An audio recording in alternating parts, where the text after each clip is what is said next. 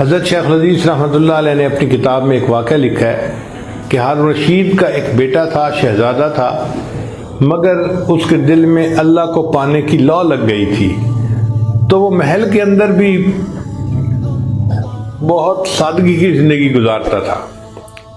بادشاہ کے دوست سمجھتے تھے کہ یہ مینٹل کیس ہے کوئی، تو وہ بادشاہ کو کہتے کہ آپ اس کا کیوں نہیں علاج کرواتے، کیوں نہیں اس کو سمجھاتے۔ تو ایک دن ہارون رشید نے اس کو کہا کہ بیٹا تمہاری وجہ سے مجھے دوستوں کی باتیں سننی پڑتی ہے، ذلیل ہونا پڑتا ہے۔ اس نے کہا ابا جان، اگر میری وجہ سے آپ کو ذلیل ہونا پڑتا ہے نا، تو میں پھر آج یہاں سے چلا جاتا ہوں، میں علم حاصل کرتا ہوں۔ یہ شہزادہ وہاں سے ایک بستی میں گیا جہاں علماء تھے، اور وہاں جا کر ایک مسجد میں اپنی رہائش رکھ لی اعتکاف کی نیت سے۔ ہفتے میں یہ 6 دن کلاسیں لیتا تھا، اور جب ایک دن مدرسے میں چھٹی ہوتی تھی تو ان دنوں میں یہ مزدوری کرتا تھا، اور مزدوری میں جو کچھ کماتا تھا 24 گھنٹے میں ایک وقت اس کو 1 روٹی ملتی تھی۔ آپ سوچئے کہ بادشاہ کا بیٹا ہو، محل کی زندگی کو چھوڑ کر وہ مزدور کی زندگی اختیار کر رہا ہے، اور 24 گھنٹے میں صرف 1 مرتبہ کھانا کھاتا ہے، وہ بھی 1 روٹی۔ تفصیلی واقعہ تو بہت لمبا ہے۔ ایک آدمی نے اس سے اپنا مکان بنوایا۔ وہ کہتا ہے کہ میں مزدور لینے گیا تو میں نے دیکھا کہ ایک آدمی بیٹھا ہے اور قرآن پڑھ رہا ہے، مگر جگہ وہ مزدوروں کی تھی۔ تو میں نے اس سے پوچھا کہ کیا تم مزدور ہو؟ اس نے کہا ہاں، لقد خلقنا الانسان فی کبد، تحقیق ہم نے انسان کو مشقت کے لیے پیدا کیا، ہم سب مزدور ہیں۔ تو میں نے کہا مزدوری کرو گے؟ اس نے کہا بالکل کروں گا، اس لیے تو بیٹھا ہوں یہاں۔ میں نے کہا آؤ میرے ساتھ۔ کہنے لگا میری 2 شرطیں ہیں، ایک تو مزدوری کے دوران نماز کا جب وقت آئے گا میں تسلی کی نماز پڑھوں گا، آپ نے مجھے اعتراض نہیں کرنا کہ زیادہ وقت کیوں لگا رہے ہو۔ میں نے کہا مجھے منظور ہے۔ دوسری بات اس نے کہی کہ میں ایک دن مزدوری کروں گا تو آپ سے اتنے درہم لوں گا، نہ اس سے زیادہ لوں گا نہ اس سے کم لوں گا۔ میں نے کہا یہ بات کیوں کہہ رہے ہو؟ کہنے لگے کہ کم لینے میں یہ مسئلہ ہے کہ میں جو درہم لوں گا اس سے میں 6 روٹیاں خریدوں گا، اور روزانہ 1 روٹی کھایا کروں گا، اور میرے 6 دن آنے والے گزر جائیں گے۔ پھر مزدوری کا دن آئے گا، پھر مزدوری کر کے اتنے ہی پیسے لوں گا اور 1 ہفتہ اور گزار دوں گا۔ میں نے کہا کہ زیادہ کیوں نہیں لوگے؟ کہنے لگا مجھے جمع کر کے رکھنے کی کیا ضرورت ہے۔ میں اس کو لے آیا۔ اب اس نے جب مکان بنایا، دیوار بنائی، تو جو عام مزدور بناتے تھے نا اس سے دگنی مقدار میں دیوار بنا دی۔ وہ کہتے ہیں میں بڑا حیران ہوا، اور میں نے سوچا کہ میں باقی مکان بھی اسی سے بنواؤں گا۔ میں نے چھپ کے دیکھا تو وہ مزدور جو دیوار بنا رہا تھا نا اس کے وقت میں برکت تھی۔ وہ اینٹ اٹھاتا اور دیوار کے لیے رکھتا، تو ہمارے عام میسن جو ہوتے ہیں وہ تو اینٹ کو رکھتے ہیں، پھر اس کو سیدھا کرتے ہیں، پھر ٹھک ٹھک کر کے ٹکاتے ہیں، پھر دوسری اینٹ، ان کو ٹائم زیادہ لگتا ہے۔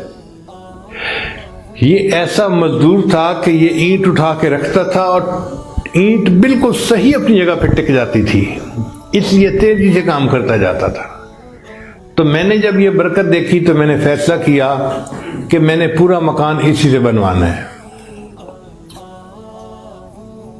پر مجھے پتا چلا کہ یہ تو ہفتے میں صرف 1 دن کام کرتا ہے، تو میں نے اپنا کام بند کروا دیا، اور 1 ہفتہ انتظار کیا کہ اگلے ہفتے جب یہ بچہ پھر کام کے لیے آئے گا میں اسی سے مکان بنواؤں گا۔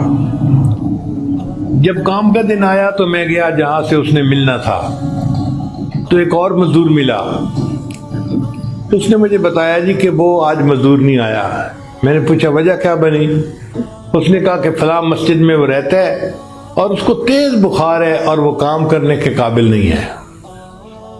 میرے دل میں ایک محبت کا جذبہ پیدا ہو گیا تھا۔ میں نے کہا چلو میں جا کے اس کی توا پرسی کرتا ہوں۔ میں اس مسجد میں چلا گیا، تو میں نے دیکھا کہ وہ نوجوان چٹائی کے اوپر لیٹا ہوا ہے اور سر کے نیچے اس نے ایک اینٹ رکھی ہوئی ہے، اس کا تکیہ بنایا ہوا ہے۔ وقت کا بادشاہ کا بیٹا ہو اور وہ چٹائی کے اوپر لیٹے اور سر کے نیچے اینٹ کو تکیے کے طور پہ استعمال کرے۔ کہتے ہیں میں قریب ہوا تو اس کا جسم تو بہت گرم تھا، میں نے اس کے سر کو اپنی گود میں رکھ لیا اور میں نے اسے کہا کہ میں تمہیں اپنے گھر لے جاتا ہوں، تمہارا علاج کرواؤں گا حتیٰ کہ تم صحت مند ہو جاؤ گے۔ اس نے آگے سے جواب دیا کہ مجھے لگتا ہے کہ میرا آخری وقت قریب ہے، اگر تم مجھ سے کوئی ہمدردی کرنا چاہتے ہو تو جب میری روح نکل جائے تم میری 2 چیزیں ہارون رشید کے جا کے حوالے کر دینا، وقت کے بادشاہ کے۔ وہ کیا چیزیں تھیں؟ ایک انگوٹھی تھی اور ایک قرآن مجید تھا۔ جب اس کی وفات ہوئی تو میں نے اس کو نہلایا، کفنایا، نماز جنازہ پڑھا کے دفن کر دیا۔ اب میں قرآن مجید اور انگوٹھی لے کے چلا کہ میں بادشاہ کو پیش کرتا ہوں۔ اس طرح مجھے تھوڑا تھوڑا خیال تو آیا کہ سنا ہے کہ بادشاہ کا ایک بیٹا دیوانہ ہے، مینٹل کیس ہے، کہیں یہ وہی بچہ تو نہیں ہے۔ لیکن خیر میں شہر پہنچا تو ہارون رشید نے کہیں جانا تھا اور پولیس راستہ بنوا رہی تھی، میں انتظار میں کھڑا ہو گیا۔ جب ہارون رشید کی سواری وہاں سے گزرنے لگی تو میں نے ہارون رشید کو وہ قرآن مجید اور انگوٹھی دور سے دکھا دی، تو ہارون رشید سمجھ گیا کہ بیٹا جب گھر سے گیا تھا اس کی والدہ نے اس کو یہ 2 چیزیں دی تھیں، بیٹا تم قرآن مجید کو پڑھا کرنا، تمہیں ماں یاد آئے گی، اور ضرورت پڑے تو انگوٹھی بیچ دینا، تمہیں سفر کے خرچے میں کمی کام آ جائے گی۔ تو ہارون رشید نے پولیس کو اشارہ کیا کہ اس بندے کو میرے ساتھ لے آؤ محل میں۔ وہ بندہ کہتا ہے جب میں محل میں گیا تو مجھے پولیس والے انچارج نے کہا کہ دیکھو بادشاہ بہت غمزدہ نظر آتا ہے، تو پلیز آپ نے جہاں 4 باتیں کرنی ہے نا تو اس کی جگہ 3 کرنا، اور اگر 3 کرنی ہے تو اس کی جگہ 2 باتیں کرنا، اور اگر آپ نے 2 باتیں کرنی ہے تو ایک ہی بات کر دینا، بات کو سمیٹ کے آ جانا، بادشاہ کے غم کو زیادہ نہ بڑھانا۔ میں نے کہا بہت اچھا۔ پھر اس کے بعد مجھے ہارون رشید کے پاس جو ہے نا وہ پہنچا دیا گیا، تو ہارون رشید مجھے کہنے لگا کہ اے اجنبی، مجھے لگتا ہے تو میرے لیے کوئی غم کی خبر لایا ہے۔ تو میں نے کہا کہ ایک نوجوان تھا جس نے میرے گھر میں مزدوری کی تھی اور اس نے یہ امانت مجھے دی کہ جا کے ہارون رشید کو بتا دینا۔